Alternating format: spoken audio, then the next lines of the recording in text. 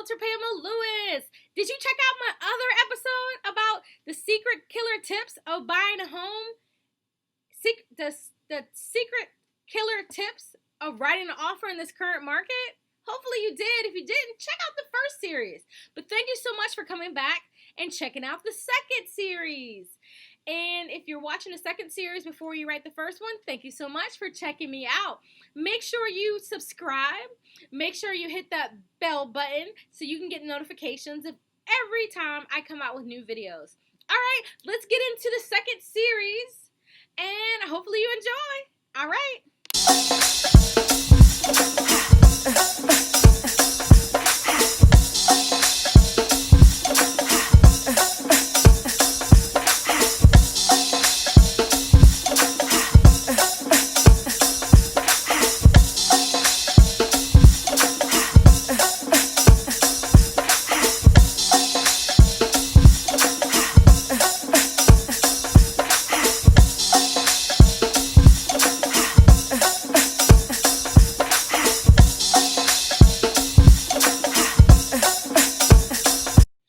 In this series, we're going to talk about 4 additional ways that you can write offers to try to get that house. So, my first one I'm going to talk about is I'm coining the bare bones offer.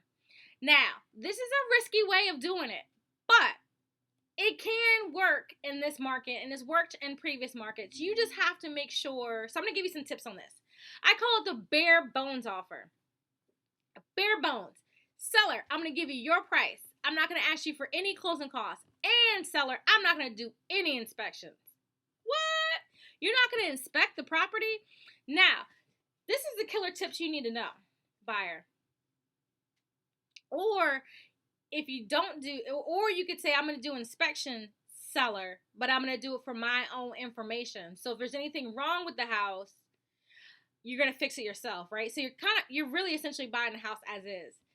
So this is a high risk, but if you have been competing a lot and you're buying a house that appears to be in good condition, you know, people did that when the market was really hot. Do I think it's the way to go? Not always. I think a way around that is if you do that, you want to essentially get a home inspection, you know, as soon as you close. You want to find out what's going on. Make sure there's no any major things going on. And then from there, you can plan to repair anything that needs to be repaired. This works really well when you have a kind of a not as used home or house. It appears as though it's been taken care of over the years. And I'm not saying if it appears like that, there may not be any problems with it, but it may be less likely. There might be less likely of any problems with the house. You know, I haven't been to any home inspections where the home inspector says, hey, there ain't nothing wrong with this house. I haven't been to new construction homes where the home inspector finds something wrong. This is my philosophy on homes. It's just like a car, right? You have all these different productions of people putting something together. There is going to be something wrong with the house because it's a house. Just like human beings. None of us are ever perfect, right? So you want to make sure you have a house at least that is safe for you and it's healthy for your house, for your family, or for yourself to move in. So some of the things you may be able to take care of yourself. You may be handy yourself. You may have family members that are handy. You may be able to do your own paint, your flooring, and if there's no GFIs in certain places, you may be able to just have that put in.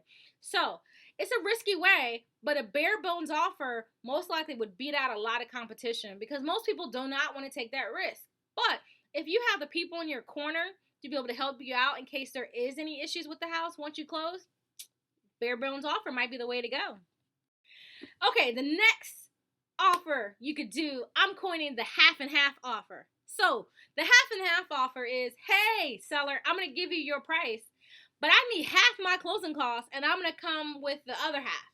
So what's basically doing, you're asking the seller for roughly 1.5% to 2% closing costs to get you to closing. Does that work all the time?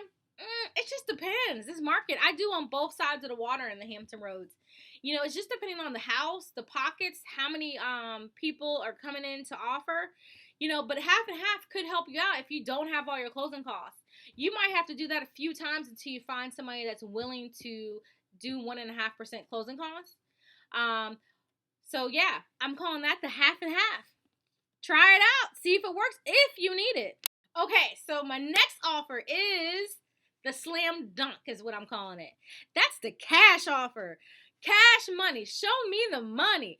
Now, that's not going to apply to a lot of you guys that are watching this video. But one day, as you're going through life, you're going to buy so many houses, you're going to have so many cash. I'm wishing that on everybody who's watching this, right? And I bless you for that. So, the slam dunk offer is you coming into the seller and you're going to pay slam cash for the house.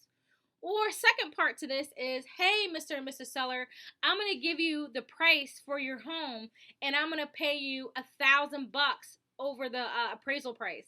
Now, this is sweet because I know a lot of people are not using this. And this worked really well when the market was hot. This could help you out if you have your own closing costs and you're trying to compete against other people who are doing full price. Maybe you're able to have another 1,000, 2,000, 5,000. I don't know. It might be worth it to you because this might be your forever home, or maybe the neighborhood is just really great and you know whether the market's going to drop or go up. This area is really desirable. But the slam dunk offer is going to be either you paying full cash, and I know that's not going to apply. I know most of you guys are laughing, ha ha, but there are people out there with cash, so that's going to be a slam dunk. Or buyer, you're going to come in and say, hey, I'm going to give you your price, and Mr. and Mrs. Seller, I'm going to pay you an extra whatever amount over that at closing. Most sellers would say thank you because they are looking to see who really wants their house. So that's another way. Okay, my last killer offer for you guys, and I waited to this to the end. This is for those who need an extra boost to their offer. You have tried everything that you can, and you really love this house. You don't want to go shopping for any more houses. I get it. This is called the pleading offer. The pleading offer will not work for banks. They will not work for short sales. You could try it, but I doubt it will work. And most likely, well, it could work for estate sales, just depending. And it won't work for bankruptcy sales. Yeah, I doubt it. The pleading offer is you, buyer, writing a heartfelt note to the seller. Oh, how you just love their home and how you could see your family, and to give them a compliment on how well they've taken care of the house. And that you hope that they will pick you for whatever reason. That pleading offer sometimes will put you over the top of other people. You may pick another option that I've given you in these series, and maybe you think, hey, I need to do the pleading offer along with another offer. And all these offers, killer tips that I've given you for these offers can work interchangeably together. Don't think you can just do one option, and sometimes you got to shake it up. What I say is you got to go with your gut on what you should do, right? And you got to talk to your agent and see what they think, because they're in the trenches with other people, either with their listings or with other buyers, right? So the pleading offer is you writing a heartfelt letter to the seller, pleading for them to pick your offer. And you need to give them a compliment or a few compliments. And then you also need to tell them what your vision is for the home and how you would take it over and how well you would take care of it just like they did. I've seen that work plenty of times where the sellers feel like their heartstrings are being pulled on. Now, if you're buying a house from somebody who is heartless, it will not work. You got to be able to, so it works for people who really have a heart. And, selling a house is just like you buying a house. Remember that, buyers. It's an emotional, stressful process. So as a buyer, I know it's hard for you guys to think about it this way, but it's stressful and hard for you because you're putting your heart and soul in how much money you can come up with and what type of offer you're going to put up with. And plus, you've been schlepping around town looking at all these different houses. And if you notice, the layouts aren't that much different. They have a lot of the same layouts in different cities and different neighborhoods. But you feel like the house that you're writing an offer on, you're becoming attached to it. So plead with the seller on how well they have done with their home and what you're going to continue to do with it. And that, my friend, could help you to get over the hump with getting the offer. But I leave with this. It's a doggy dog world out there. And I pray that each one of you all find the perfect home for you and your family. I pray that when you wake up in this new home, you wake up happy and not like, what the heck did I just do? And if you have any questions, contact me. I would love to speak to you. All right, so let me know what you think about this video. Give me a thumbs up if you loved it. If you didn't love it, comment, let me know. Hey, so that's the wrap up of the 2 series. Thank you so much for taking a look at and listening to what I have to say about the different types of offers. If you have any questions, make sure you contact me. My contact information is below. You can call me, text me, email me, whatever you have to do. SOS me. I don't care.